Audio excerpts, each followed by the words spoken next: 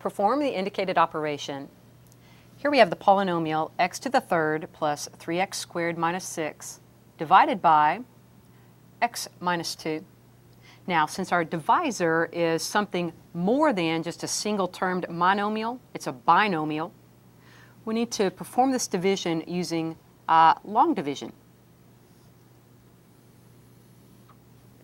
We're going to divide x minus 2 into x to the third plus 3x squared.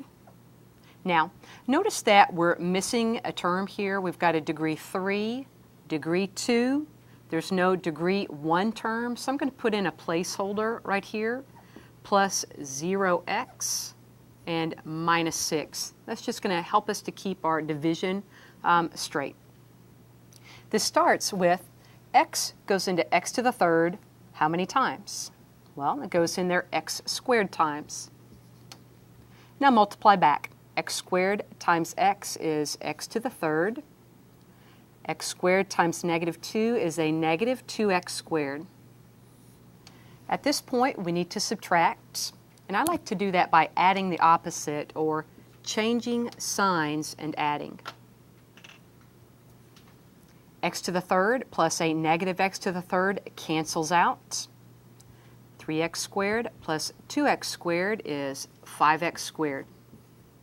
Let's drop our next term, 0x, and repeat process. X goes into 5x squared, 5x times. Notice that this is the x column. We have an x squared column, an x to the third column, and a numbers only column. Be sure to keep all of those columns straight.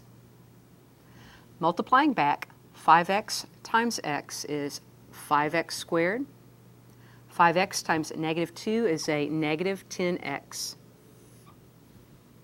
Let's now subtract by changing signs and adding, or you might think of this as adding the opposite. Positive 5x squared and a negative 5x squared cancels. 0x plus 10x is 10x.